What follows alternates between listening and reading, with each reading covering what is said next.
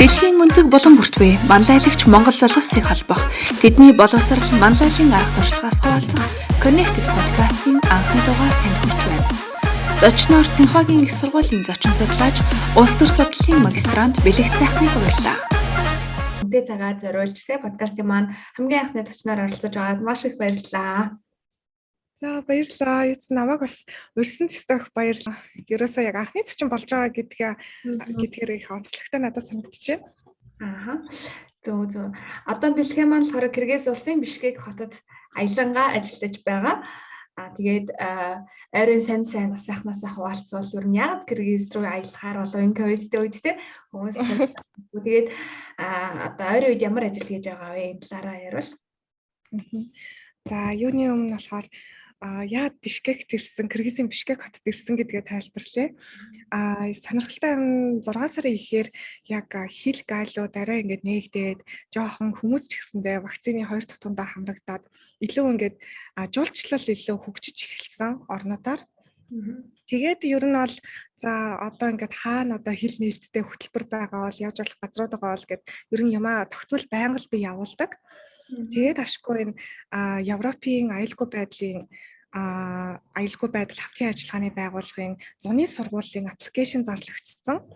Тэгээд би нэг найзтайгаа хамт материалаа өгөөд Монголоос 3 хүн яг ингээд тэнцээ хурж ирсэн байгаа. Тэгээд энэ одоо яг Бишкеклэг хүрээд ирсэн байх гэхээр угаасаа ер нь нээлттэй тэгээд хүмүүсийг авч исэн газрууд бол аюул цөөхөн. Дээрээс яг Монгол улсад тухайн үед маш их ковид гараад тэгээ ер нь аюул олон газрууд бол угаасаа хаалттай байсан. Тэгээд ер нь Турк тэгээд Кыргызстан улсууд бол нээлттэйсэн болохоор яг энэ шийдэл хурж ирсэн дээ.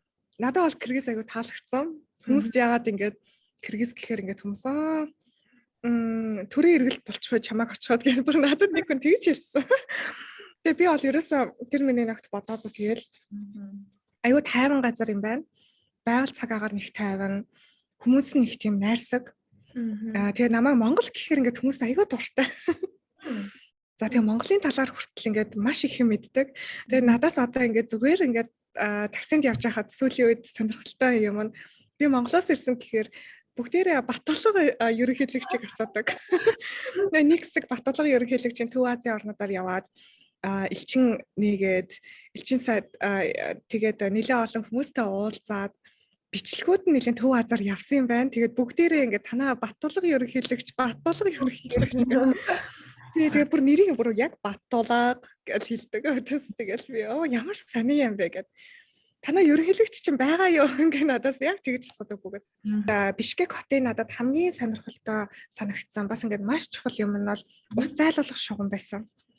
Одоо яг социализмын үед байгуулсан тэр шугам нь одоо хүртэл маш сайн ажилладаг. Тэгээ тэр системийг одоо яаж хийсэн мэдэхгүй намайг ирээд удаагүй хаад ингээд маш их бороо ороод одоо үер болох гэж би бодсон чи харин ингээд өглөө авсан чи ямар ч ус ингээд тогтоогүй. Тэгээ би бодохдоо ингээд яг Улаанбаатартай адилхан гэж аюу олон хүмүүс хэлсэн болохоор одоо ингээд аюу хүмүүс тогтондоо одоо маргааштай ямар хөө байх болоо гэж гайхал харсан чигээ ус зайлуулах хоолоогоор битүү ингээд ус ингээд урсаал. Тэгээ тэр систем бол надад маш сонирхолтой санагдсан ингээд яг тэгээд энд бас ингээд Монгол нэртэй Сүхбаатарын гудамж гэж байдаг. Вау. Тэгээ надад Сүхбаатар гэж хин юм бэ? Гэтэ бид нарт бол Монголын одоо нэг тийм баатарын гудамж байдаг гэдэг. Тэгээ их сонирхолтой газар надад аяга таалагдсан. ЮНЕСКОгийн цагаан хэрэм хөтөлбөрт хамрагдаад ер нь Цэнхоо гэдэг хүн болгоны хүсээд орж чаддгүй сургууль шүү дээ тийм. Энэ маш алдартай сургуульд ер нь яаж анх тэнцэж байв? Товчхондоо бол би бакалавра төгсөх жил маань ойр тутсан. Өөр мэрэгчлэр угаасаа би магистрт хамгаална, магистрт сурна, докторт сурна гэсэн яг зорилготой байсан. Тэгээ бакалавртай хугацаанд бол яг социологийн техникийн Тамир агшийн улс төрийн социологи, эдийн засгийн социологи хичээлүүдээ суугаад нэлээд ингээд социологт дуртай болсон. Нийгмийн ухаанаар сурах нь аягүй чухал юм байна. За тэгээд дээрэс нь миний Япон руу явсан оюутан солилцоо, нэгжлийн маань оюутан солилцоо надад нийгмийн ухаанаар сурах тэр нэг галыг асууж өгсөн гэх юм уу. Тэгээл ер нь хамгийн сонирхолтой сургуулаа яг төгсөхгөөд диплома авахаас өмнө би Монгол Улсын их сургуулийн улс төр судлалын тэнхимд болохоор бүртгүүлсэн байсан. Би одоо улс төр судлалын магистрт сурна гэдэг. Тэгээд диплом авахаас өмнө би шалгалтандаа ороод тэгээд уул нь бол Монгол Улсын их сургуулийн улс төр судлалын төгсмийн магистрт би орсон. Тэгээд нэг жил сурч байхдаа байнгын гадагшаа материал явуулах хэрэгтэй байсан. Тэгээ яг намайг Цэнхуад материал явуулах үед бол Японы бас оюутан солилцоо улс төр судлаараа сурдаг байхад оюутан солилцоос гарч ирсэн байсан. Гэтэ би өмнө нь одоо ингээд хичсэн байсан болохоор ерөөсөө сонирхоогүй. Тэгээд Манайруу хэддүгээр курстэй оюутан солилцоор явлаа? би 3 дахь курстэй яг 2 дахь курсаа дуусгаад шууд 3 дахь курстаа бол яг бүтэн жил Японд сурч ирсэн Токиод. Тэгээ энэ төөхөн ч бас сонирхолтой. Бүр манай сургуулийн бүх сургалтын албаны хэгч нар надаас бараг залхсан байсан байхаа. Би 1-2 дахь курстаа байнгын материалаа өгдөг. Тэгээ сүүлдээ ингээд намаа ингээд тэнцсэн чи бараг миний өмнөөс баярлаа. Тэгээд за одоо бэлгээ нэг явах юм бэ гэд бүр намаа мэддэг болсон байсан. Яагаад Японыг сонгох болсон? Тэгээд ер нь энд тэнцээд юу нөлөөлсөн бэ? Зарим мэдээлэл байгаа шүү дээ оюутнууд маань тийм. Тэгэхээр би бол бүх оюутнуудаа хандаж хэлэхэд хэрвээ Монголд сурдаг бол заавал оюутан солилцоогоор яваарай. Хаашаа ч хийсэн хамаагүй. Тэгээд оюутан солилцоогоор явахаар ингээд хүнд ингээд маш олон боломжууд гарч ирдэг. Мэдээч ингээд дотоодын сургуулийн оюутнууд ингээд өөрсдөө ингээд баг зэрэг би ингээд хангалттай биш гэдэг айгу мэдрэмжтэйгээр ингээд сурдаг гэх юм уу, би хангалттай биш эсвэл ингээд гадаадд сурдаг ийм олон хүүхдүүд байгаа. Хүмүүс ингээд Харвардд сурж байгаа, эсвэл ингээд хүмүүс энд тэнд сурж байгаа гэдэг. Гэхдээ би ингээд Монголд сурдаг байхдаа бол ингээд байнгын оюутан солилцоогоор явах юм хүсэлтэй. Тэгээ би 2 удаа оюутан солилцоогоор явж ирсэн. Бараг 3 дахь нь ингээд Солонгос руу явах гэж байсан. За одоо бакалавра юуцсан дуусгая да гэх. Тэгээд оюутан солилцоогоор явахдаа хамгийн түрүүнд бол бид нар сургалтын албантайгаа хамтын гэрээтэй байгууллага эсвэл одоо сургууль руугаа материалаа явуулах нь бол айгүй зөв. Сургуультайгаа маш сайн ярих, тэнхимтэйгээ маш сайн ярих юм бол үнэхээр боломж бол байдаг. Тэгэд ингээд оюутан солилцоогоор миний одоо таньдаг бүр найзууд дундаас маань Европ руу тэгээд нэмээд бүр Токио руу бас ингээд явж исэн хүмүүс байдаг. 2-3 газар л Америк руу бас явсан. Тэгэхээр ингээд энэ мэдээлэл бол ердөө ингээд цөөхөн хідэн хүний ингээд хүрээнд л явагдаад идэг надад бол санагдсан. Өргөдөө явуулж байж тэнцэв тий. Энэ процессыг яриул.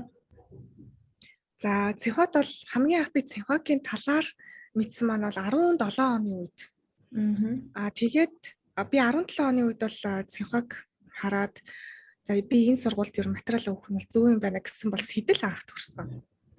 Тэгээд би яг зөвхөн одоо ингээд тэр сургуулийн талаар мэдээллүүдийг авч эхэлсэн.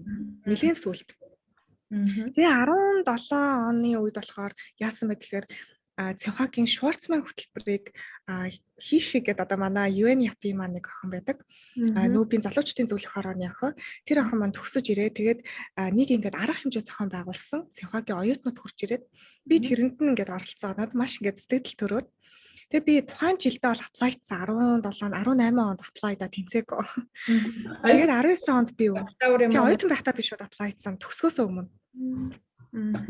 Тэр үед бол туршлага бага байсан. Ер нь нэлээд олон юм бол хангалттай байгааг. Тэгээд 19 онд бол өмжөөд 20 онд би 1 сард болохоор манай найз маань болохоор Бээжингийн их сургуульд одоо сураад яг дуусгаж ирсэн хөтөлбөрөө. Тэгээд Бээжинд 7 хоног аялахдаа Цэнхуагаар Бээжингийн их сургуулаар 2 өдөр зөвхөн одоо тэр сургуулийг үзэх гэж яваад. Тэгээд хятадыг ингээд бүр маш их ингээд бишрээд олон одоо ингээд суралцах хэвээр юмнууд байгаа юм байна.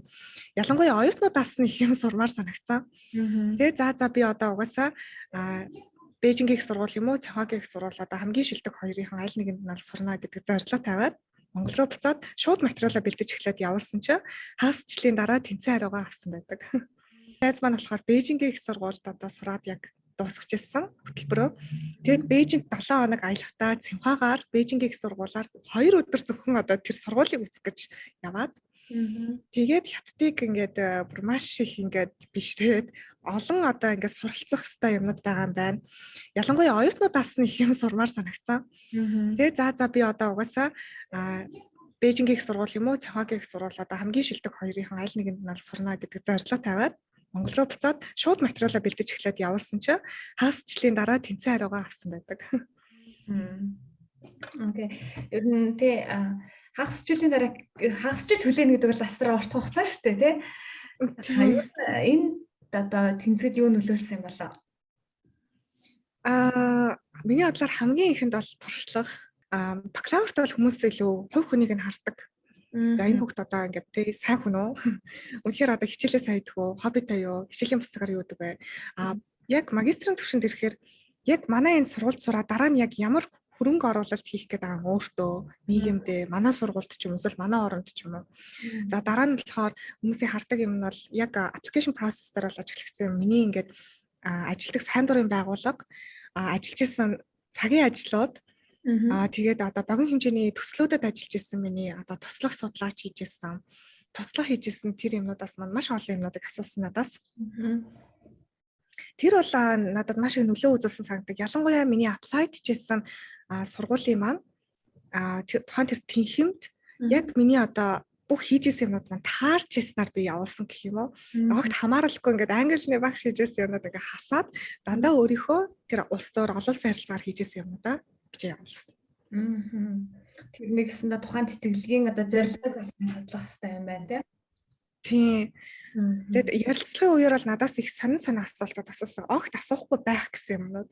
Олон улсын улс төр судлалын холбоонд би Монголоос анх удаага яг нэг позишнтайгаар 1 жил ажилласан.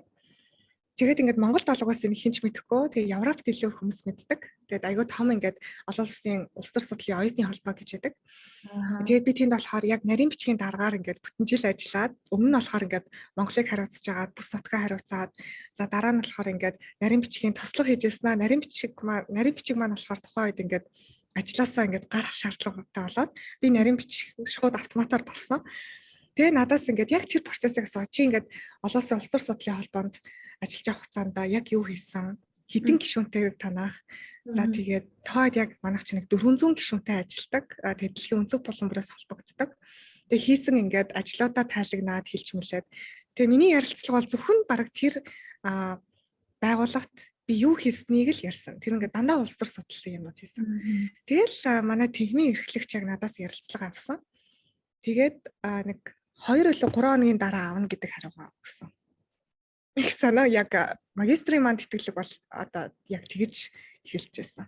Тэгэхээр одоо олон улсын одоо улс төр судлаач зөвлөгчдийн нэгдэл гэж одоо энэ холбооны талаар ер нь хаанаас авсан тий энэ Монгол улсын юм залуу охин яаж одоо нарийн сонгогдов тий Тэр Монгол улсын их сургуульд би улс төр судлалын магистр байхдаа одоо ингээд гадны боломжуудыг байнга эргэлхийлэл хараал байдаг гэсэн. Тэгээд харж ятал бол ингээд манай найзууд улс төр судлаар сурдаг хүмүүс ингээд хараад хат ингээд дандаа ингээд олон улсын байгууллагт ингээд харьяалтай. Тухайн шугамаараа хуралд явдаг, олон улсын хуралд илтгэл тавьдаг, эсвэл хамтдаа ингээд судалгааны ажил бичдэг. Тэгээл би яахав тэ хинхэг болохоор би энэ талаараа ингээд эхлээд ингээд membership-ээр орсон чи ямар ч ингээд юм хийж олдгоо. Тэнгөт би улс төр судлалынхаа тоогийн ерөнхийлөгчлөнд мэйл хичээд би ингээд ямар нэг юм хиймээр байна. Тэгээд одоо натаа ингээд 30 минут яриач гэсэн чинь айгаа уриалгахан хүлээж аваад тэгээ хамгийн анх бол ингээд Монгол төвтэйгээр ингээд юм хийгээд тэгээ Мойстай хамтраад бид нэр ингээд жижигхэн олон улсын Аз төвтэй ингээд конференц зохион байгуулж ирсэн. Яг ковидын үеэр virtual. Тэгээ тэр бол үнэхээр сонирхолтой. Тэгээ дараагаар нь би яг нарийн бичгийн дарга болсон байгаа. Улс төр судлалын оюутнууд маань харьцангуй бэлгээр дамжуулж бол энэ хөтөлбөрийн талаар, энэ боломжийн талаар одоо мэдхийг хүсвэл одоо бэлгийн Instagram бүх хаягуудыг үлдээх болно. Холбогдож болно. За дараагийн асуулт нь хүнээс өгдөг байгаа. Тэгэхээр технологийн сайн сайхнаас бол ер нь систем ер нь яаж явагддаг юм байна? Хятад оюутнууд олон улсын оюутнууд ер нь тэнд яг яаж суралцдаг байсан бэ? Түрүүн чи хэлчихсэн. Одоо би ингээд 2 өдөр цэнхаагаар ингээд явхад надад үнээр одоо биширмээр санагцсан гэдэг гэсэн юу чиний одоо тархины төгжээг мултлаад юу чамагийн сургууль ер нь сурах тэр сэтлийг өгдөж өгсөн бай. Хамгийн ихэнд бол ерөөсөө цэхогийн оюутнууд бол үнэхээр хичээдэг юм. Үнэхээр ямар ч юм дээр бол өөрсдийнхөө бүрэнд айчилдаг. Хизээч одоо залхуурдаггүй гэх юм уу? Одоо хичээл хамтдаа хийгээл энэ өнцөг булан бүрээс холбогдож байгаа ш дэлхийн өнцөг булан бүрээс. Тэгэхэд бол хятад оюутнууд арай нэг өөр. Яг ямар юугаар өөрөө гэхээр юмыг бүр ингээд яг тултал хийдэг. Ерөөсөө ингээд одоо тэр цэг 0.1 одоо тийм мянганы 1 одоо миллиметрээр ингэж байх хэвээр одоо тийм цэг тавих хэвээр гэвэл яг тэрнийг л тавина. Яг тэгтэл л ингэж явдаг.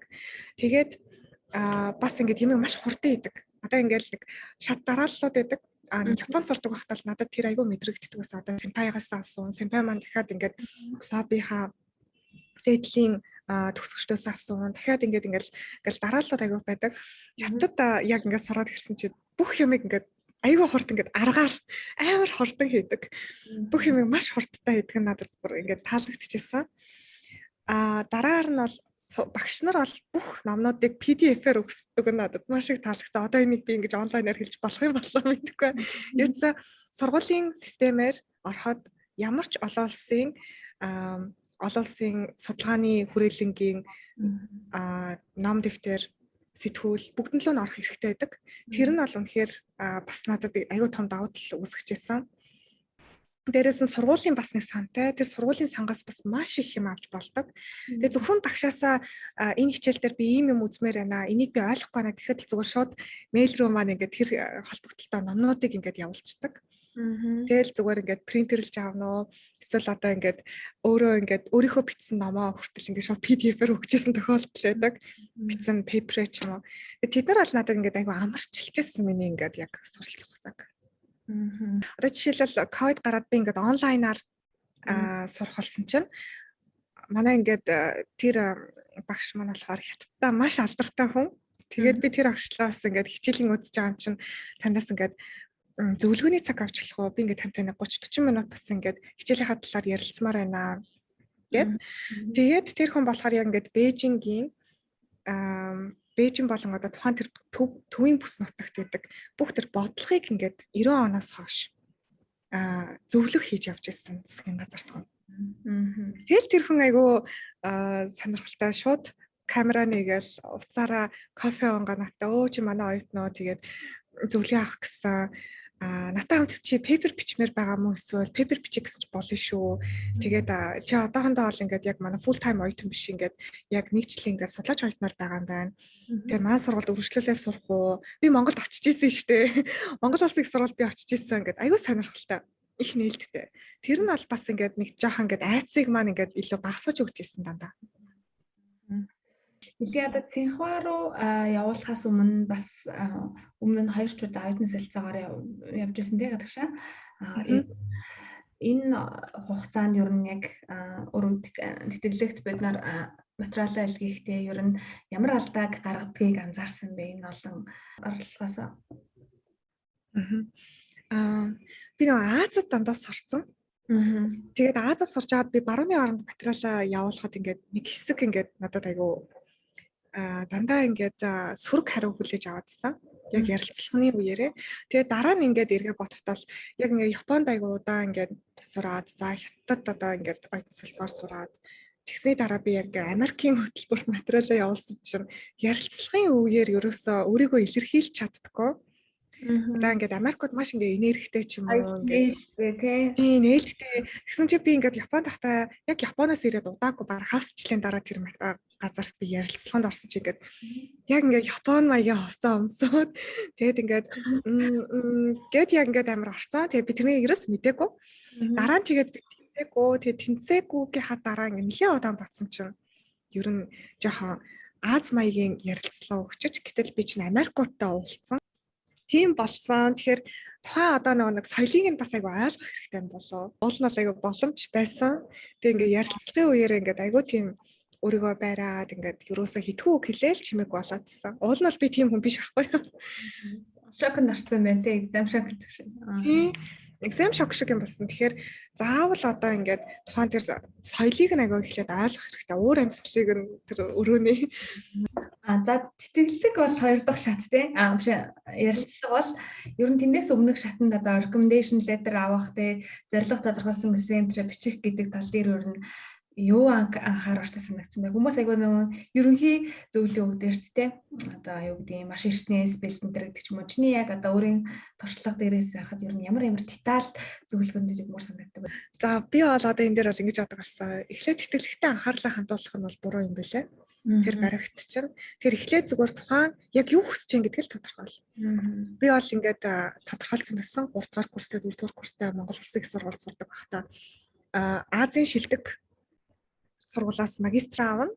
Дараа нь барууны хамгийн сайн сургуульд нь очиж би доктор хийн. Яг энэ олон улсын харилцаа улс төрөөр. Тэгээ эхлээд энэ шатаа тодорхойллоо. За дараагийн шат нь болохоор би яг ямар сургуульд сурмаар байгаа. Тэр сургуулиасаа яг юу авмаар байгаа. Тэр би Азаас бол ингээд хамгийн шилдэг сургууль гэхээр Азад би зүгээр одоо урд нь ингээд дундаж ингээд энгийн сургуулиуд нь бол би зүгээр сураад үтцсэн. Ер нь бол ингээд хятад ч гэсэндээ би харбины технологийн сургууль сурч байсан болохоор мэдчихсэн. Тийм болохоор хамгийн шилдэгтэн сурах юм бол магадгүй ингээд төрийн одоо бодлого шинжилэл тэр болгонтой илүү ойрхон байна гэдэг үднээс хамгийн шилдгийг ингэж зорьсон. За тэгээд эхлээд яг тодорхойлчих юм бол аяанда зорилготой хүрэх гэж байгаа тэр арга замууд нь гараал ирнэ. Тэр эртнээс бэлдэн гэхээсээ илүү зөв цаг хугацаанд угаасаа өөрөө хурж ирнэ. Бид нэр ингээл яг тэдэн сарын тэдэнд ингээл тэдэн жил дээрээ би тэгнэ гэлдэг. Үндэ үнэхээр тийм юм болдгоо. Би одоо хүртэл ингээд нарийн төлөвлөгөө урд нь ингээл би гаргадагсан. Тэндээс болоод ингээд стресстэй. Одоо л би ингээд дандаа ерөнхий төлөвлөгөө гаргаад за одоо миний ингээд хамгийн эцсийн барайлалт өгч байгаа бол наадлынхаа жижигхэн юм дээр тий за би ингээд ковид гараад бэж явж чадсангүй хятад хэлээс сурч чадсангүй энэ дээр ингээд стресс ямар ч юм байдгүй юм бэлээ. Манай оюутнууд хувьдлаар одоо ингээд за айгу ерөнхийдөө Монгол сэтгэлгээгээр бол ингээд generalize хийгээл за ямар ч гэсэн нэг сургуулиуд төгсөж чинь тэгээд нэг 2 жил ч юм ажиллажаа тэгээд одоо мастер хийн энэ гэдэг ч юм уу. Тэгэхээр чи ер нь төлөвлөлтийг яаж хийдэг? Оюутан байхдаа яаж төлөвлөдөг байсан? Одоо яаж төлөвлөд байгаа юм тий? Сараар нь төлөвлөдөг юм уу, жилээр нь төлөвлөдөг юм уу тий? Ямар хэмжүүрээр яаж төлөвлөдөг талаараа хэлцвэл. Төлөлтийн дэвтэр гэж байдаг тийм. Тэр төлөлтийн дэвтрийг чинь би одоо 14 оноос хойш ингээд тасралтгүй би төлөлтийн дэвтэр дээр юм бичдэг. Тэгээд надад бол тэр бол үнэхээр сонирхолтой байдаг. Би одоо ингээд 14 он 15 оныхоо төлөлтийн дэвтрээ эргүүлээд ингээд харангууд айгүй хөөрхөн ингээд тий Харвардад сурна. За одоо юу гэдэг тий Харвардын энэ шалгалтанд орно. Ингээл айгүй хөөрхөн юм бичсэн. Тэг ингээл 21 онд эргээд харахад ингээл Харвардын конференцд үнэхээр оролцсон байгаа. Тэгэл 15 оныхаа юм харангууд ингээд Японд ингээд тэтгэлэх олно. Тэгэл 17 онд явсан байгаа. Тэгэхээр ингээд дараа нь эргээд бодоход яхаа мартцсан байдаг олон юмыг. Тэгэл тэрнийг улирлуугаа өөр ингээд аль боломжтойгоор ингээд хуваачдаг. Харин яг тэр сар 7 хоногийн төлөвлөгөө байнгын гардаг. Яг л би давхар байнга ажиллаж исэн оюутан байхаасаа. Энэ болохоор 7 хоног болгоны төлөвлөгөөгөө нөгөө ажиллах төлөвлөгөөгөө сурах төлөвлөгөөгөө байнга бичдэг. Одоо хүртэл. Маш завгүй оюутан байсан тийм бэлгээ маань би бас муу зөндөө тардаг байсан. Эмпатид бас би тэгээд байнга л явж байдаг байсан. Тэгээд миний хажууд байсан ч юм уу ажилтдаг байсныг бас аял мэдлээ л дээ. Тэгээд яг ямар ажил хийдэг байсан, энэ бүхнийг яаж цагийн менежментээ яаж хийдэг байсан. Англи ангид ороод би 1 семестр сурчаад юу хийж эхэлсэн. Одоо хобби, элит, Америк сургуулийн ингээд хүүхдүүдэд гэрийн багшаар ажилдаг болсон байгаа. Тэгээд ингээд агай хөөрхөн тэр чинь 2-7 хоногт 100 мянган л авдаг. 7 хоногийн 3 өдөр уулзаа гэрийн даалгаврын хамтдаа идэг гэрт нь очиод. Өөрийгөө хөөрхөн болох. Тийм бай. Тийм айгүй хөөрхөн. Тэгээд ингээд би Япон явтлаа тэр ажлаа хийсэн. Япон явтлаа тэр ажлаа хийчээд ажил хийсэн. Япон тийм бүр ингээд айгүй удаан хийсэн тэр ажлыг. Тэгээ айгүй хөөрхөн Япон явахтаа сүмнэр ингээд юмнууд цуглуулж авахтаа хөөрхөн ингээд цалингаасаа авч мавал. Тэгээ дандаа цалингаасаа ингээд нөөрний гоо сайхны юмнууд авч мавал. Тэгээ надад тэр айгүй тийм сонирхолтойсэн гэх юм хинтэй. Тэгээд би ихтэй урд нь одоо яг Японд ингээд манай гэрийнх нь бас тухайн үед байдаг байсан. Тэгээ Япон руу би ингээд амралтаараа дандаа явдаг. Амралтаараа явах болгондоо би бас ингээд ажиллаж байсан айгүй хөөрхөн. Одоо ингээд бодохоор ингээд их жоохон өрөвдмөр ч юм шиг ингээд эсвэл ингээд хөөрхөн ч юм шиг ингээд хүмүүс болохоор наваад тахта ингээд бэлгээ Япон явж ямар гоё юм бэ гэл тэнгуут ингээд би Япон явгоотаа ингээд эхний 7 хоног ингээд зөндөө олон газарлаа яваал зугаалал тэгээ хоёр дахь 7 хоног ингээд ажлын зарууд гараад ирсэн. Тэгээ миний ингээд гэр бүлийнхэн байгаа юм чинь надад ингээд ажиллах хэрэг байсан. Тэгээд ингээд би Япон хэлэхгүй дипломгүй жоохон хөөхөд юу л яа гэж нэг хотел клининг хийх ажил олдно. Тэгэл ингээ Монгол ирэх хүртлээр 8 сар хүртэл ингээд ажиллаад аюу их мөнгө олоод тэр нь надад ингээ гой санагдаад хадгаламж нэгээл өөртөө тэгээ 9 сард хурж ирээл Монгол баг сураад байгаа намраад байгаа юм шүү дээ. Тэгтээ тэгэл Монголд хурж ирэнгүүтээ буцаал нөгөө багшилж ихэлсэн бол элит олон улсын дунд сургуульд болохоор дадлага хийгээд үргэлжлүүлээд ингээд дадлагжигч ингээд багшаараа ингээд оролдоол хөрхөн ингээд яваал бас ингээд агай удаа ажилласан. Би тэрэндээс агай таалагддаг надад маш их туршлага өгсөн. Тэгээ элитик дуусахтаа бол англи багшаар ингээд үлдэх ингээд агай хүмүүс ч гэсэндээ надад их санал ингээд тавиал би болохоор ингээд бас хийхэд айгүй зөрөөд бүр маш зөрөөд хүн. Тэгээ заримдаа энэ надад ингээд гэрт мөртөө дандаа асуудал гаргана. Айгу зөрөөд болохоор өөрөө тэрэндээ стресстэй. Тэгтээ яг ингээд чухал ажлын ч юм уу сургуулийн юм дээр ийм зөрүүд зантаа тулдаа ерөөсөө ингээд бууж өгч байгаагүй. Манай гэрийнхэн бас огт ингээд буруу юм хийх гэж ингэж огт хэлээгүй. Улс төр судлаар би сурна гэж тэгсэн чи. За. Тэгээд одоо улс төрч болох юм уу? Ингээд манай гэрийнхэн бас ингээд тэнгууд нэггүй би ингээд олон улсын байгууллагт ингээд судлаач юм. Би ингээд зөвлөх үйлчлэгээ өгдөг хүн болмоор байна гэж. Тэгэл ингээд тэр үед би өөрөө ингээд шийдвэр гаргаад улс төр судалд орно гэж харсан. Одоо ч би ерөөсөө тэгж харамсдаггүй. Миний бодлоор би тэр үед ингээд айгаал те. Би ингээд англиний багшаар төгссөн чи би англиний багшаараа л ажиллах хэвээр. Одоо ингээд ийм гоё ажил олдож байгаа юм чи би эндээ ингээд үлдэх гэж бодоогүй те. Айгүй баярлалаа. Ер нь яагаад судлаач болохоор шийдсэн? Одоо судлаач байхын жаргал зовлон юу байна? Жаргаллаасаа зовлонгоос эхлэх үү хоёлаа. Монголд бол судлаач болох маш хэцүү. Нэгт одоо нэг академик бааз бид нарт бол хангалттай байдаггүй. Тэрнийг бол хүн болгон одоо мэдж байгаа. Бид нарт хангалттай номын сан байхгүй байна. Бид нарт бүр хангалттай одоо юу гэдэг те тэр гадаад хэлээр ингээд ордог хөтөлбөр байхгүй байна. Тэр нь бол одоо маш одоо тийм дутагдaltaй. Тэгээд академик одоо гадаад хэлээ бид нар сайн сурахгүй байгаа. Тэр нь бол бид нарын маш том чаленж. Дараа нь болохоор судлаачдыг бол Монголд бол дөнгөж хөгжиж байгаа гэх юм одоо энэ судалгааны институт гэдэг юм болохоор тэгэхээр ингээд бид нэр ингээд part time ажилтан шиг байдлаар ингээд одоо гэрээ хийгддэг. За тэгээд ингээд мөнгө санхүү нь маш бага өгдөг ч юм уу тийм. Их сургуулийн багш болохгүй бол ингээд өөр яг ингээд хийх гэхээр ингээд энгийн газар судлаач хийх гэдэг бол цалингийн хувьд бол маш хэцүү. Тийм болохоор ингээд би ингээд гэхдээ миний хувьд бол одоо мэрэгсэн ийм нарийн одоо салбарын судлаачтайгаа илүү бэлтгээд илүү мундаг болгоод биднэрт хүний нөөц дээрсэн байдаггүй. Тийм болохоор ямар нэгэн байдлаар бид энийг бэлтгэх хэрэгтэй гэж би бодож байна. Тэгэл ингээл хүн болгоно юм болгоныг л хийдэг болох гэдэг байгаа. Тэгэхээр судлаач нарын хувьд бол одоо тэгж бас болохгүй байхаа. Жаргалтай юм бол угаасаа бүх юм шүү. Үнэхээр айгүй тийм стресс багтаа. Үгүй. Би энэ ажилдаа айгүй дуртай ингээд пейпер бичих ч юм уу. За эсвэл ингээд одоо төслийн ингээд ажил дээр ажиллаад ингээд зөвлөгөө өгөх юм дээр ингээд дээдлийн үеийнх ингээд зөвлөгөө хүчлээ үзүүлж байгаа эрдэмтдтэй ч юм уу хүмүүсийг экспертүүд харах бол надад айгүй байдаг. Тэгээд тэд нэр дэлхийн хаанаас ч холбогдож болно. Тэгээд одоо саяны энэ Төв Азийн маань энэ аялалч гэсэндээ надад бол илүү ингээд нэг тийм боломж бол байгаа санагдаад байгаа. Цаг хугацаа л хэрэгтэй. Хүмүүс энийг айгүй уйдгартай гэж боддог. Уул нь л үгүй. Ерөөсөө ингээд судалгаа хийдэг хүн их сургуулийн багш хүмүүс ингээд дандаа аюу залуухан байдаг. Ерөөсөө ингээд хөгшөрдөггүй ч гэх юм уу те оюухан байнга ажиллаж яадаг. Дандаа шинэ юмнууд уншдаг. Тэр нь бол ингээд надад аюу таалагддаг. Окей, түрүүн дурдсан ер нь судалгаануудыг нэлээд хийсэн гэжсэндээ яг ямар сэдвээр ямар чиглэлээр судалгаанууд хийж ирсэн бэ? Яг одоо нэг ЮНЕСКО-гийн тэтгэлгийн шугамаар бол би семестрт нэг пейпер бичих нэг тийм ажилтай байсан. Эхний семестрээ бол би 2 пейпер бичээд дараагийн семестрээ жоох амарсан. Эхний семестрээ бол би яг хятадын сонирхолтой зөвлөдөг ардчлалыг би нэг Монголд байхдаа сураад тэгээд манай нэг багш болохоор хятадын зөвлөлтөх ардчлалаар юм бичдэг юм байсан. Тэгээд хятадын одоо яг зөвлөлтөх ардчлал хэрхэн яаж одоо хөгжиж байгаа. За тэгээд энэ дээр яг нөлөө үзүүлж байгаа шинэ одоо төрөөс гаргаж байгаа бодлогоодын судалгаа хийсэн. Тэр пейпертэй би аягүй дуртай.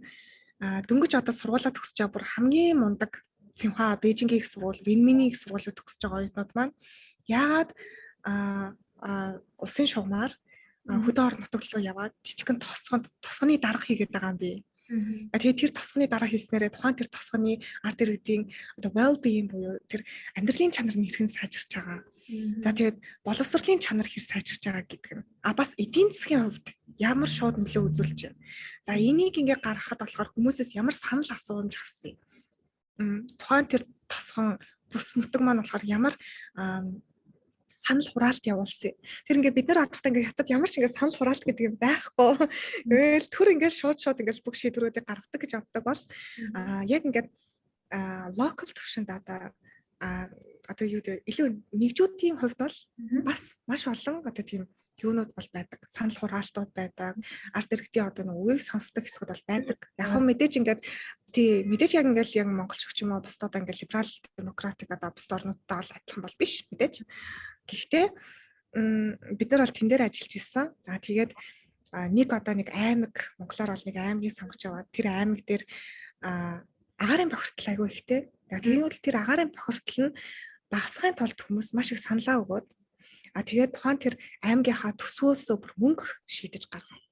За тэгээд ингээд агаарын бохирдлаа ингээд хэдэн жилийн дотор ингээд багасгаад тэр аймаг маань болохоор дараа нь цаашлаад яасан бэ гэхээр агаарын бохирдол багассан чинь эмэгтэйчүүдийн одоо өвчлөл багассан. Хэдхэн жилийн дотор гарсан үзүүлэлт. Эмэгтэйчүүдийн үзүүлэлт багасаад нэмээд тухайн одоо нэг аймагаас маань хятад одоо хамгийн том одоо Яш гэж ярьдаг одоо дэлхийн хамгийн хэцүү Яш.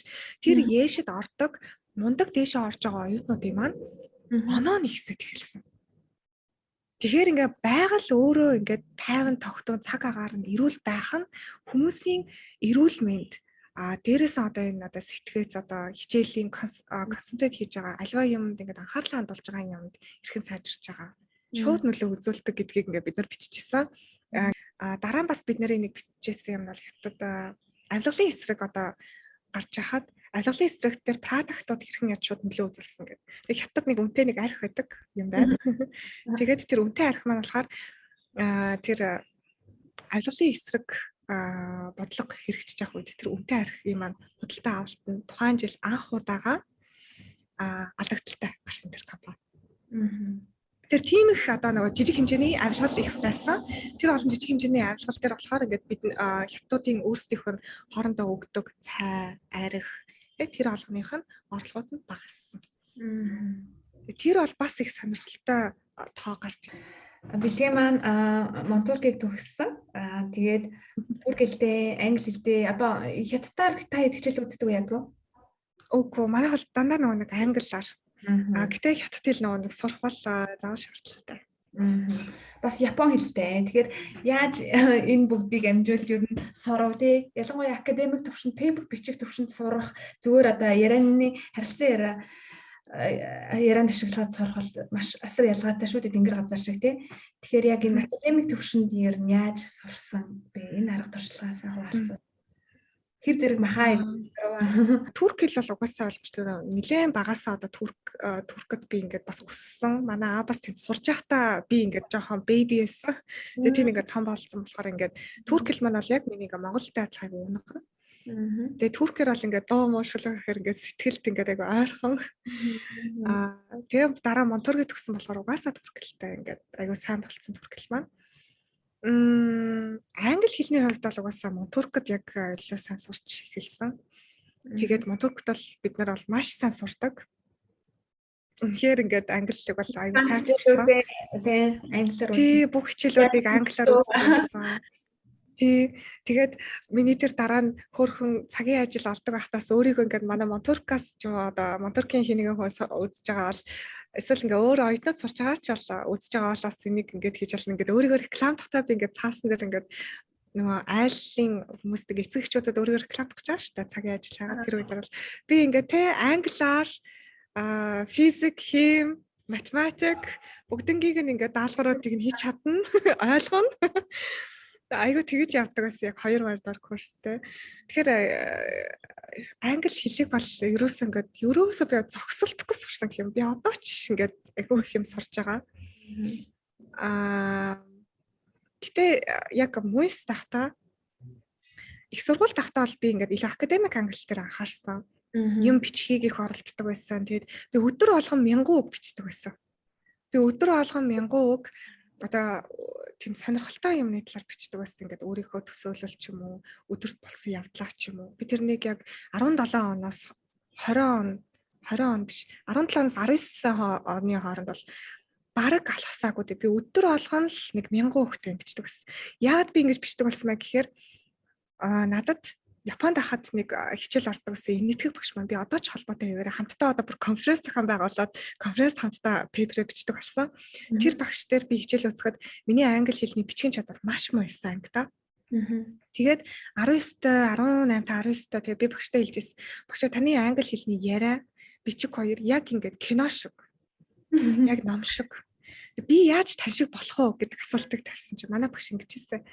Чи хэрвээ сайн бичдэг болмоор байгаа бол маш сайн ном аваад тэрнийг уншаад бич.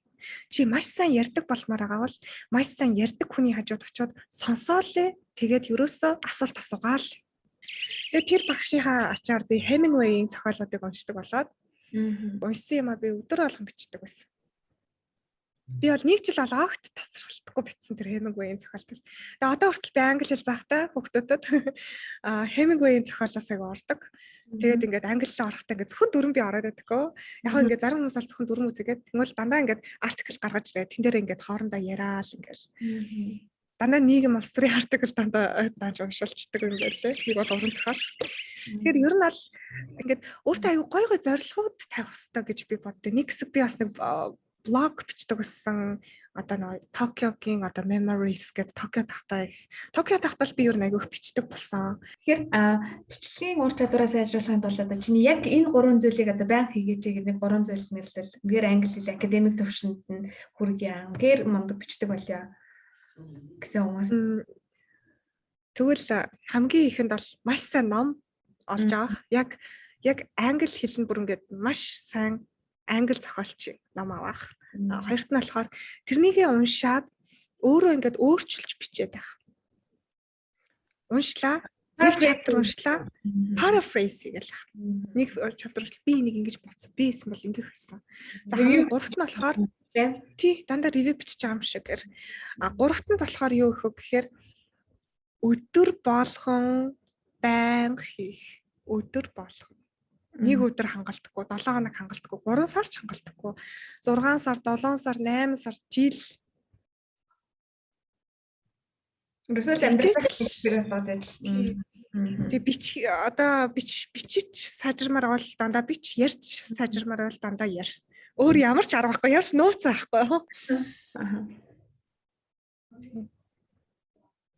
Дараагийнх нь бол юу гэж болно? Яг юу бичиж сурмаар байгаагаа тодорхойлоод тэрүүгээр дагнах. Одоо academic writing нэг өөрөө эссе бичээд ингээд ямар нэг юм зохиож бичих нэг өөр, шүлэг бичиж сурмаар байгаа л өөртэй. Тэгэхээр тэрнийхээ ялгааг нь эртхэн гаргаж аваад сурах хэрэгтэй.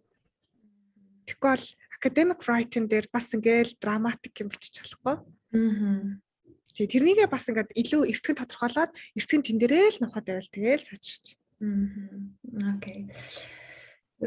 Адагшаа суралцах те эсвэл ингээд карьерээ төлөвлөх тал дээр нь Монгол залуучууд ингээд олж хараад юмсууд чинийхэр юу байна вэ? Хаана маш их саад бэрхшээл байна те. Тэнд боломж улам их байгаа гэдгийг л ойлгох хэрэгтэй. Одоо ингээд чамд зөвлөгөө өгөх хүн байхгүй байж болно.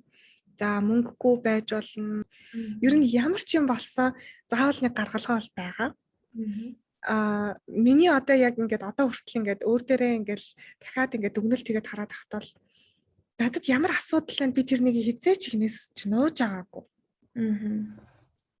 Америкийн одоо тэр том тэтгэлэгтэй зуны хөтөлбөрт би ингээд буруу хийчлээ би ингээд алдчихлаа гэдгээ би техникийн эрхлэгчтэй чөлөөтэй бүх юма хэлсэн.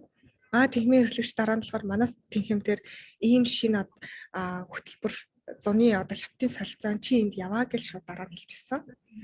Тэгэхээр ерөөсөө ингээд ямар ингээд өөрт нь асуудал байгааг хин нэгэн хүнд хэлэхгүй бол хин нэгэн хүн бас биднэрт тусалж чадахгүй.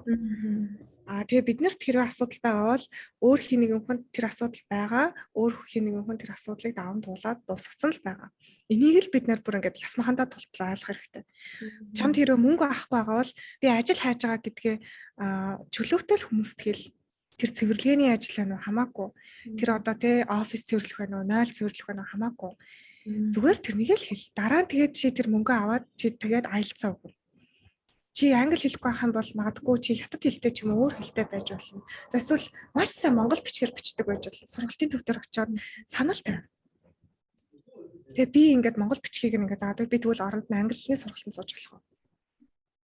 Тэр би одоо хүртэл ингээд миний ингээд юмнуудаа зохицуулаад яваадсэн бүх юм бол дандаа л тэр ерөөсөө л надад ямар асуудал вэ би тэрнийг зөв цагт нь дандаа зөв хүмүүсээс асууж ирсэн. Яг хүн болгоноос асуугаал яваад ахгүй бодож бодож нэлээд удаан хүн бодно шүү дээ. Тэгээ бодоол за би энэ хүнээс асууя. Тэнгүүд энэ хүн мэдгүй бол танд надад санал болох хүн байна уу? Ажил мэргэжил байж болно, карьер байж болно. Мөнгө санхүүж байж болно. Тэр юу ч хийсэн байж болно. Би бол байнга тэгдэг.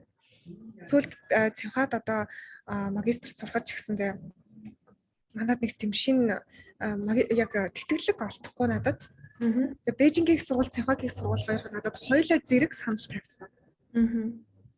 За би болохоор яасан бэ гэхээр бас нөгөө хийх хүн чинь Бээжингийн сургууль сурахгүй. Би Цэнхад л сурна. Тэтгэлгүүнийх нь хариу гарах хаач хийсэ болоогүй хахад өгчнөө надад Цэнхаа том сургууль юм чи гэдэг би айгаа өөртөө итгэлтэй байсан. Дараа нь яг Бээжингийн сургуулийг канселдаад Цэнхагийн мэйлээ нээхэд тэтгэлэггүй гэдгийг мэдсэн. Тэгээд Бээжингийн сургууль руугаа эргээд юм бичгээд олон мэдээж угаасаа нэг дараагийн хүндээ олгоотой явцсан. Тэнгүүд гэхдээ би дараа нь тэгэл би ингээд бүтэн сар мар бараг 2 сар хямарсан. Үнэхээр их хямарсан гэдэг. Энэ бол миний хамгийн том хямрал. Гэр бүлийн маань хүртэл маш их санаа зовсон. Тэгээд ингээд тэтгэлэггүй ингэж удаан ингэж өөрийгөө ингээд яагаад би ийм юм хийчихвэ гэж аягүй удаан бодож агаад. Тэгээ нөгөө Бээжингийн дараа нь би тэгээд яг боцсон л доо. Хэрвээ надад хоёлаа ингээд мөнгөгүй хоёлаа тэнцүүлчлээ би өөрийнхөө мөнгөрөө сурах гэсэн бол би аль сургуулийг сонгох байсан бэ? Гэт өөртөө нэг арай жоохон ухаантай болоод асуултаа асуусан чи би угаасаа Цэнхааг сонгох байсан. Тэгээд би харамсгаа болоод дараа нь тэгэл за нэг жилийн чөлөө аваад энэ хооронд нь ажилтсан юм уу? Тэтгэлээ дахиад хайх уу? Янз бүрийн юм бодоод. Бас ингээл бодоод LinkedIn дээр яг натаа холбогдсон LinkedIn дээр одоо тэр пост байж л байгаа. Би ингээд энэ сургалт тэнцвчлээ. Тэгээд тэтгэлэг олдохгүй байна. Надад ингээд ингээд тэтгэлэг олох байгууллага хувь хүн зээл олгох ч гэсэн хамаагүй. Эсвэл ингээд фандинг юу ч гэсэн хамаагүй би ингээд нээлттэй байна. Натаа холбогдороо гэдэг би ингээд нэлээд олон газар руу бичсэн. Байгууллагууд руу бичсэн 250 руу олдоор хаж бичсэн. Яг тус бүрчлэн 250 газар руу бичээд би угаасаа тоогоо алдсан. Тэгээд Бээжингийн сургуулийн бол сургалтын төлбөр тийм үнэтэй биш. Амьдрах зардал дээрээс миний тэр хийх судалгааны зардал нь үнэтэй. За тэгээл би 250 300 болгонгуудаа за итгэл алдах гад ч юм шиг тэгсэр нь алдахгүй л яваад байгаа. Тэгээд Temasek Foundation гэдэг Сингапурын сангийн нэг конференц би өвөл оролцож байсан. Тэр конференцийн шугамар танилцсан нэг хүндээ би хэлсэн. Тэр хүн болохоор надад зээл олгохоор болсон байгаа байгууллагаас. Тэгээд тэр нэгэд хүүн маш бага. Бараг хүүгөө. Тэгээд төгсөөд надаас ганцхан асуулт асуусан. Чи төгсөөд энэ хэмжээний одоо мөнгийг чи олж чадахгүй чи төгсөөд энэ хэмжээний ажилд орж чадахгүй гэхээр би чадна л гэж хариулсан. Тэнгуут нь л за окей тэгвэл би амлаж ин чиний одоо магистрийн чинь төлбөрийг бол бид нар хариуцнаа л гэсэн. Тэгэхээр ингээд би хэрвээ тэр хүн конференцийн үеэр бас танилцааг байсан бол ингээд зожигроол тэ. За тэгээд дараа нь ч гэсэндээ би тэр хүнд ингээд өөрийнхөө асуудлыг би болохоор хэлэхэд аюу айтаахан л хэлсэн. Миний бодлоор та бол ухаантай хүн. Юмны наа цааныг аюу сайн ойлгодог. Би аюу шулуухан нэг ганцхан ингээд жижигхэн параграф мессеж хийсэн. Надад нэг ийм асуудал тулгараад байна. Та надад туслаач л гэсэн бэ. Тэгсэн чи тэр хүн ингээд бодож байсан. Хойшоо нэг видео кол хийх үү бэлгээгээ. Тэгэл видео кол хийжсэн. За гэд.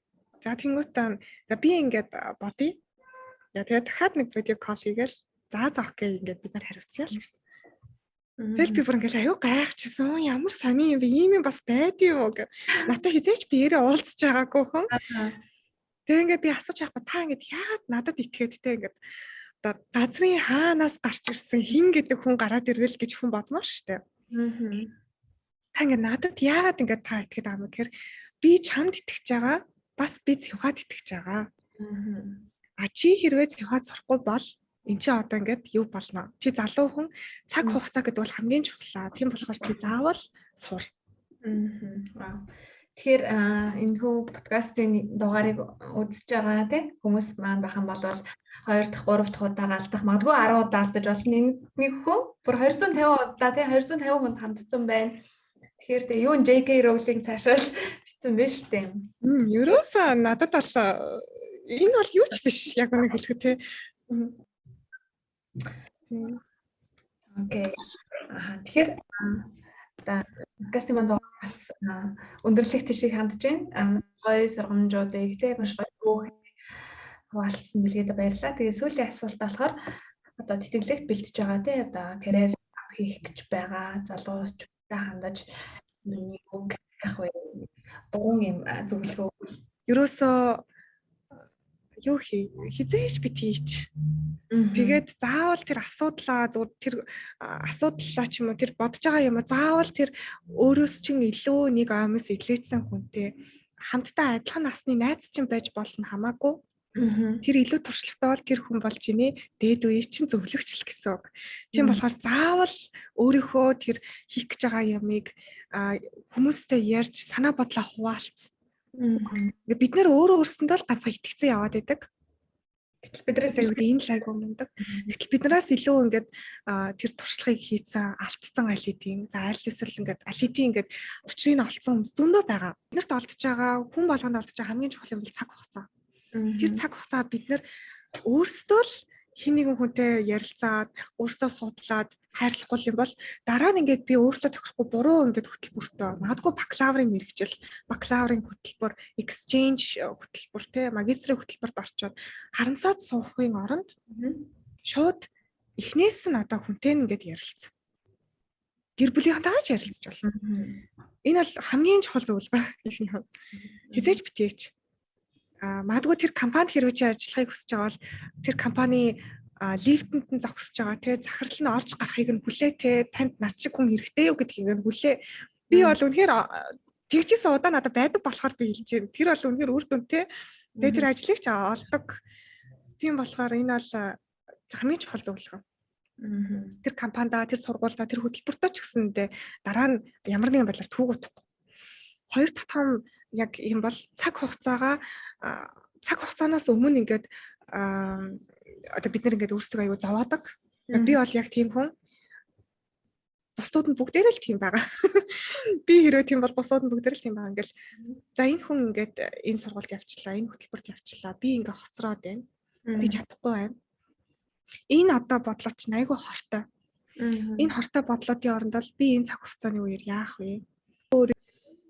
Харин 3 дахь зөвлөгөө гээд ерөөсөө ингээл зогсолтгүй сураад хийх юм уу? Яг академик юм аа, сурах ёстой юм аа, заавал сураал хийх ёстой. Гэт бид нэр ингээл оюутан байхдаа би тийм байгаагүй л дээ. Миний маш олон найзууд бол ингээд за их сургуульд орсон чи одоо ингээд болоо нэг диплом авна. Тэгтэл амьдрал чинь тэр дипломоор хэмжигдэхгүй. Их сургуулийн 4 жил бол миний хувьд бол нүдэр юм хин зураг өнгөрсөн. Яг юу болоод өнгөрчих гэмээр. Тэгэд ингээд маш их юм ингээд би ингээд илүү их юм сурдаг байж л гэж бодог. Одоо юу гэдэг те каратэ курсд явах ч юм уу. Эсвэл одоо нэг тийм сонирхолтой юм илүү их юм сурах хэрэгтэй. Би яагаад энийг хэлээд байгаа вэ гэхээр каратэ ч юм уу. Эсвэл ингээд үс засдаг хүн одоо үс засдаг юм сайн сурдаг ч юм уу. Юм ойдог ч юм уу, зураг зурдаг ч юм уу. Эсвэл одоо ном сумаар харуулдаг ч юм уу. Шагаагаар одоо ингээд маш сайн ингээд харуулж сурдаг. Яагаад би ингэж хэлээд байгаа вэ гэхээр одоо ингээд би сайн сургуульд ингээд айгу хүсчихсэн дээр сургуультай орсон. Гэтэл орсон чи бүгд надтай адилхан ингээл хийхэг, бүгд надтай адилхан цагаа төлөвлөдөг, бүгд надтай адилхан ингээл аюу хурдан ашгаал хичээлээ хийгээл, бүгд ингээл Zoom дээр яг цагтаа орж ирэл, бүгд ингээд LinkedIn дээр ийм амжилт гаргалаа, тийм амжилт гаргалаа, ингэж онлоо, ийм юм сурлаа. Тэгээ бодоодсэн чи би яг эднээс юугаараа ялгаатай юм бэ те? Тэгэхээр одоо ингээд энэ хүмүүсээс намайг өөр болгож байгаа нэг юм болохоор би уран зураг зурх дуртай. Тэгээд ингээд зургийн үүсгэлэн гаргадаг. Тэгээд тэрүүгээр ингээд айгүй ингээд хоббитой гэх юм уу зураг зурдаг. Тэгээд энэ минь ингээд чөлөө цагаар хийдэг юм. Энийгээ ингээд хүмүүстэй ярих айгүй дуртай. Хүнд бэлэглэх айгүй дуртай. Тэгэхээр нэгэн тугаасаа тодорхой хэмжээнд ингээд сургуульд ч юм уу, ажил дээр ч юм уу, адилхан хүмүүс донд ороод ирэхээр ингээд жоохон ингээд би яг хий юм бэ. Би эднээс чи ерөн дутуул юм уу гэхээ сайн биш гэдэг бодол орж ирнэ. Ангийнхандаа ингээд өөрийгөө илэрхийлэх. Тэгээ би ингээд зүгээр ингээд ганцхан ийм хийх хүн биш ээ гэдгээ илэрхийлэх надад аюу тусалдаг. Тэгээ ингээд үзэглэн гаргаа тэр үзэглэнгээ найзаатайгаа ингээд тэр үзэглэнгээ өөрөх ч юм уу үзэглэнгийнхаа зургуудыг үзүүлэх нь л надад аюу кайфтай байдаг. Би тийм сайн зурдаг биш. Гэхдээ би эндээ өөрөө маш дуртай. Энэ бол миний хамгийн том одоо үнэт зүйл. Амьдралын ямар ч мөрчлөгт чи өөрийнхөө карьераасаа уйдаж магадгүй. Тэр уйдсан үедээ бол одоо уйдах ч юм эсвэл ингээд уйдахаасаа илүү бол одоо азгүйдэх тохиолдол гарч болно. Танаас салбарч уналтанд орох ч юм уу тийм болохоор хүнд бол заавал нэг 2 дахь ч юм уу 3 дахь хийж чаддаг юм бол байх хэвээр орчин үед. Окей. Бэлгээгийн маань өгсөн зөвлөгөө амьдралынхаа түүхэнд үзэгчдэд маань тэ нэгийг бодогдуулж хоёрыг ухааруулна гэдэг сэтгэлтэй байна. Ингээд дээд цагаан тийм маш гоё лондон яриа өрнөд маш их баярлалаа. Ингээд цаашдын амьдрал ажил өндрөөс ажиллая.